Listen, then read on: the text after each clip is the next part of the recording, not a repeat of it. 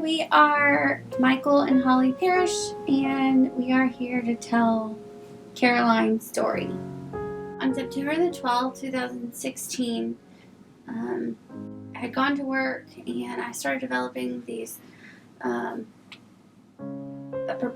pain, my stomach pain. Making some phone calls, I wasn't quite sure what these pains were, and I ended up calling my OB, and she encouraged me to go to labor and delivery that evening.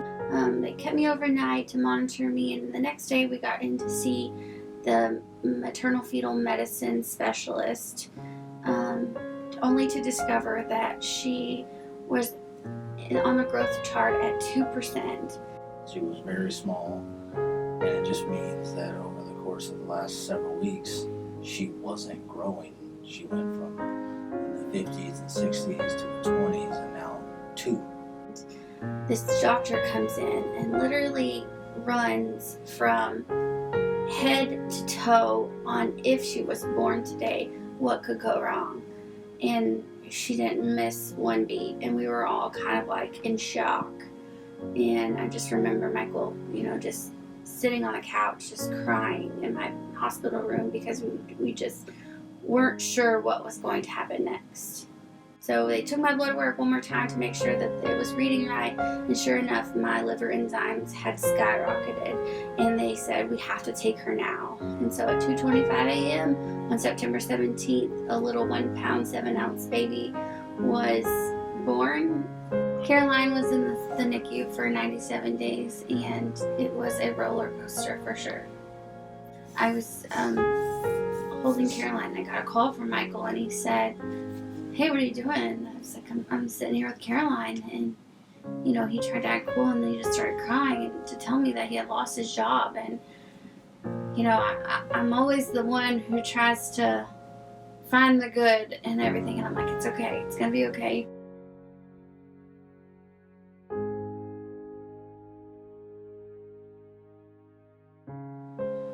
So Caroline came home on December 23rd, and then December 29th, I drove to Michigan to start my job at the beginning of the year. And Holly and Caroline stayed back home in Texas. And then on February 5th, 2017, we sold our house, and Michael had flown home to Texas to pick us up, and we drove across country to Michigan with a baby on oxygen and a car full of oxygen tanks. For the next 4 months, from time to time, we would do room air studies and try her off the oxygen at night, and Caroline just never was successful with them. I called our respiratory therapist one day, and just in tears and not knowing what to do, but I just knew something else was up. And she said, Miss Parrish, what would you like us to do? And I said, I'd really like to get in to see the cardiologist. So we made the trek across the building, and they did an echocardiogram on her and an EKG. And sure enough, they found a hole in Caroline's heart, and believed that she had what was called pulmonary vein stenosis.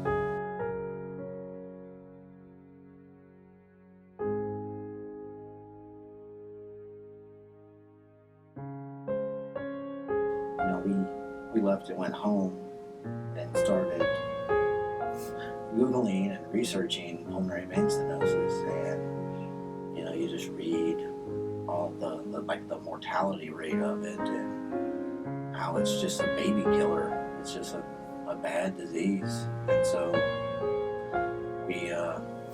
I got tired of reading that kind of stuff, and then so we kind of just made up, told each other we weren't going to Google it, and then kind of convinced ourselves that Caroline wasn't as bad as all those other cases, that she just had a slight case of it. We had already experienced so much of it to this point that I always looked at each obstacle as just that, an obstacle that we were going to get through, and that we would just, all right, we got this.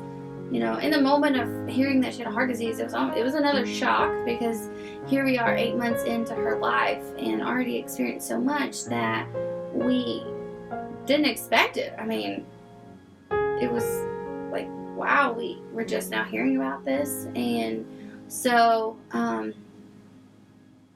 there was a lot of anger. It was almost hard to believe. It was hard to believe that it was worse on the inside than it was on the outside, because she was just this little, tiny, little petite girl and full of life and a smile that could capture an audience anywhere. And at the beginning, we just thought it was just another battle we were going to get through. We didn't expect it to be life-changing.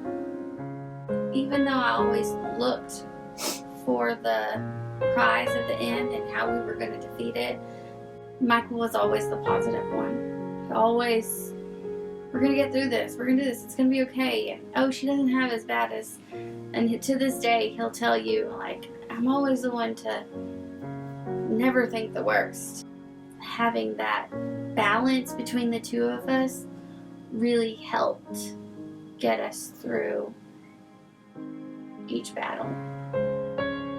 So the ballooning went great. The doctors were very pleased with how the procedure went. And the next 3 to 4 months were great. We were in a new state, and we were visiting friends and exploring Michigan, making memories.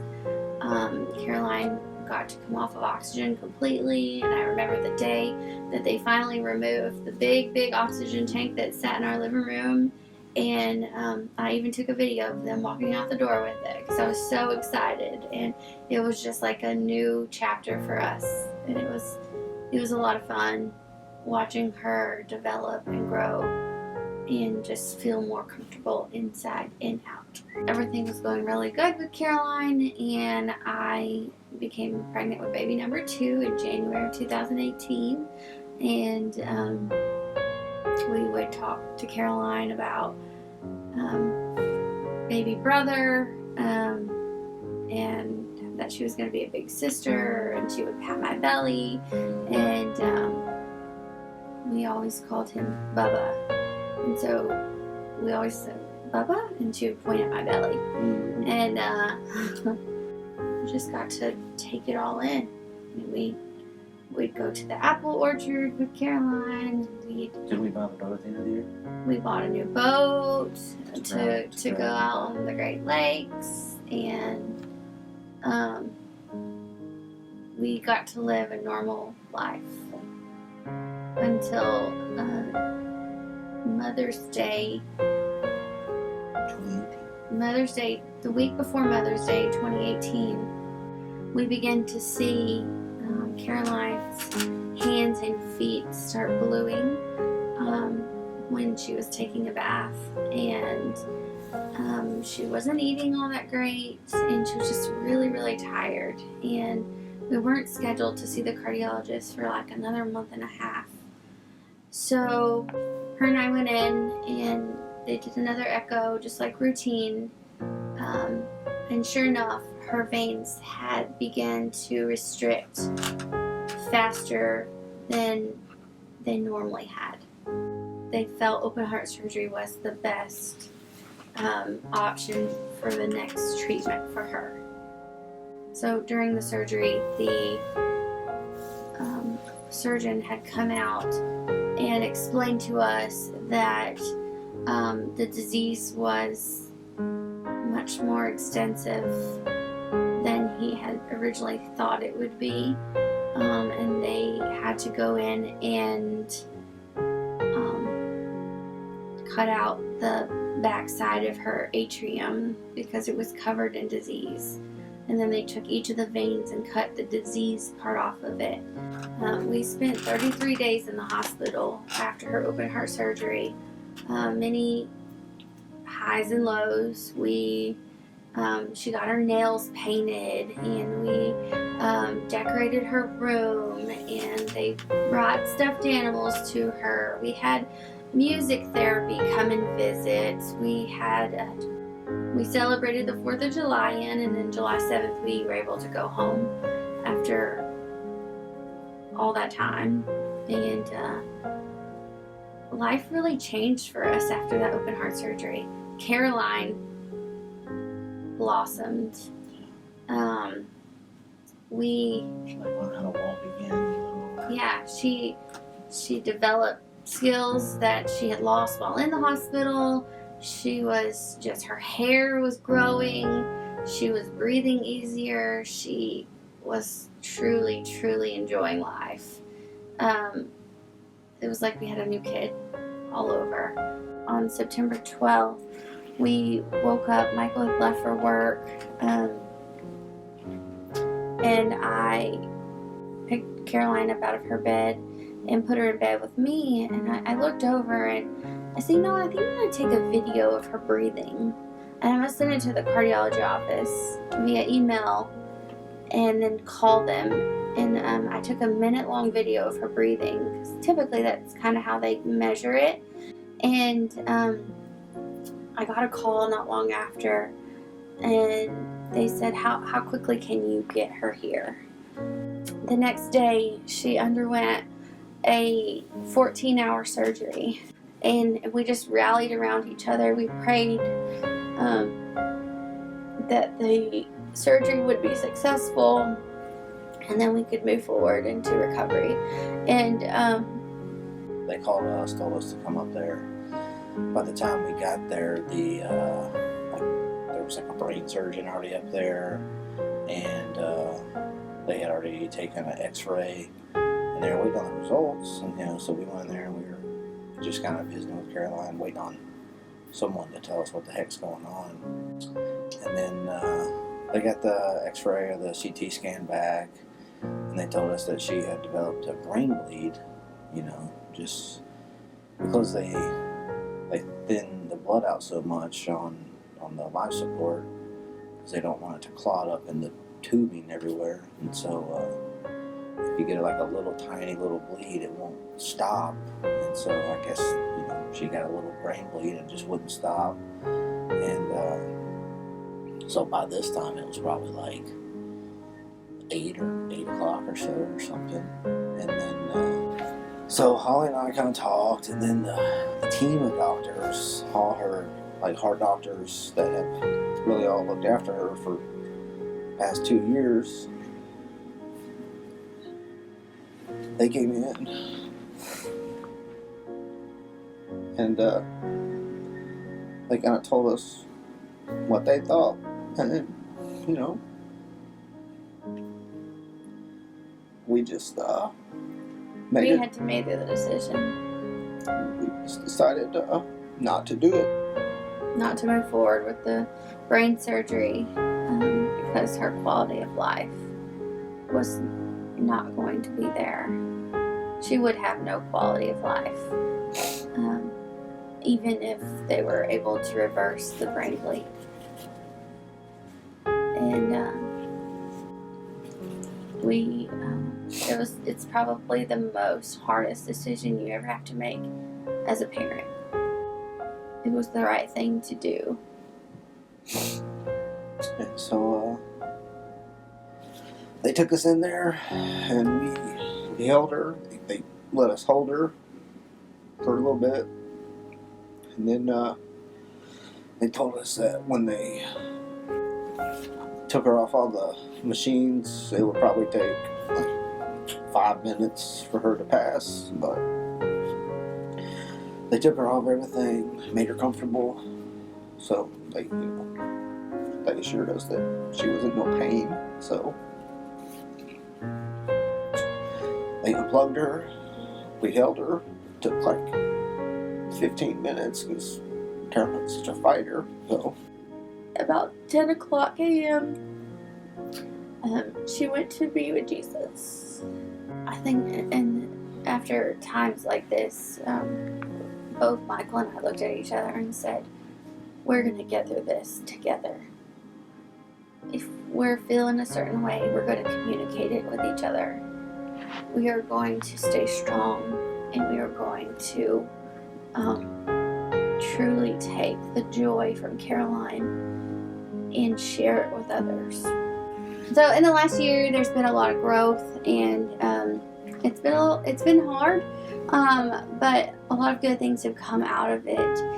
We know that Caroline is with Jesus, but her story doesn't stop here, and we've made it a mission to encourage others to celebrate just like we celebrated everything during her life. And from that mission, we have developed an annual fundraiser called Caroline Cares, and it's celebration bags for each of the patients in the cardiac ICU at Helen DeVos Children's Hospital in Grand Rapids, Michigan, to help others and encourage them to celebrate even in the darkest times.